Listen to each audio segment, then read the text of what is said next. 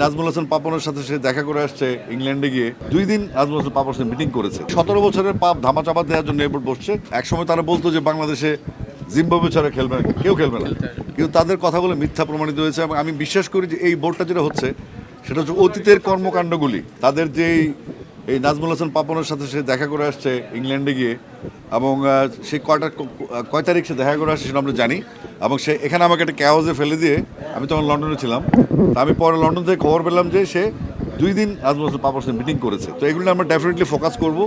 এবং আমাদের যেহেতু আমরা এখন বিশ্বাস করি আমিনুল ইসলাম বুলবুল বাংলাদেশ ক্রিকেট বোর্ডের প্রেসিডেন্ট, এবং আমরা আজকে রিড করেছিলাম, সেই রিটেও আমরা খুব একটা ফলাফল পাইনি। কারণ হচ্ছে কোর্ট আমাদের কথা বলার সুযোগ দেয়নি। এখন কোর্ট নিয়ে কথা বলার জন্য আমাদের লয়ার আছেন, তিনি কথা বলেছেন ওখানে প্রেসের সাথে।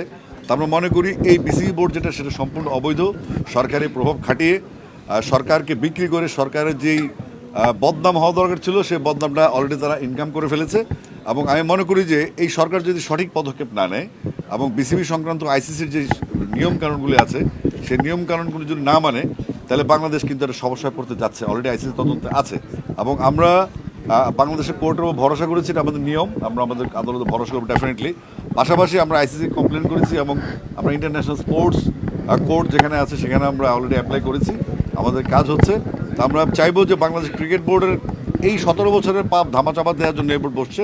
এবং ক্রিকেটে ইনফ্যাক্ট যে আপনারা অনেকেই ভাববেন যে ক্রিকেটে 1400 কোটি টাকা আছে, ক্রিকেটের আমাদের বিসিবি মূল সম্পদের পরিমাণ 4200 কোটি টাকার, 4200 কোটি টাকার সম্পদ আছে আমাদের। কিন্তু এই টাকাটা মূল ব্যাপার না।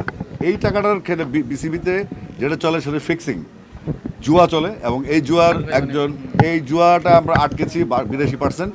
এবং এই জুয়াটাকে তারা, আপনি যদি মনে করেন যে বিসিবির টাকা খরচ করছে, এটা জাস্ট আই ওয়াশ।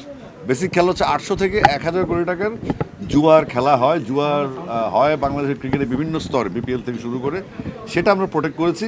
এবং আমরা অনেক অনৈতিক কাজ যেগুলো বিসিবিতে হতো টিকিট নিয়ে, যেমন আপনার মনে করেন 1 কোটি টাকার টিকিটের হিসাবে পাওয়া যেত না, এরকম অনেক শত শত পয়েন্ট আমাদের কাছে আছে। আমরা আস্তে ধীরে এগুলো ব্রিফ করবো। তবে আমি আপাতত বিশ্বাস করি এবং বলতে চাই দ্যাট থিং ঘটে আমিনুল ইসলাম বুলবুল এখনও বাংলাদেশ ক্রিকেট বোর্ডের সভাপতি, এবং এটাই ফাইনাল। আর পরবর্তীতে কি হচ্ছে না হচ্ছে সেটা রাষ্ট্রীয় রোবারি। আমি রাষ্ট্রকে অনুরোধ করব জিনিসটা খুব সুন্দরভাবে দেখার জন্য। কারণ বিএনপি আমার একটা দল, যেটা জনগণের দল, জনমানুষের দল। এবং এটা মাগুরার মতো কোনো গল্প যেন না হয়, এখানে যেন কোনো রকম কেলেঙ্কারি না হয়। আমি মনে করো বিএনপির উচিত বাংলাদেশের প্রত্যেকটা ঘরে 1-2টা হলে ক্রিকেট ফ্যান আছে, সেখানে স্বচ্ছতা নিশ্চিত করা এবং সরকারের ভাবমূর্তির জন্য তারা যথাযথ পদক্ষেপ নেবেন। আর আমরা তো আমাদের পদক্ষেপ নিচ্ছি।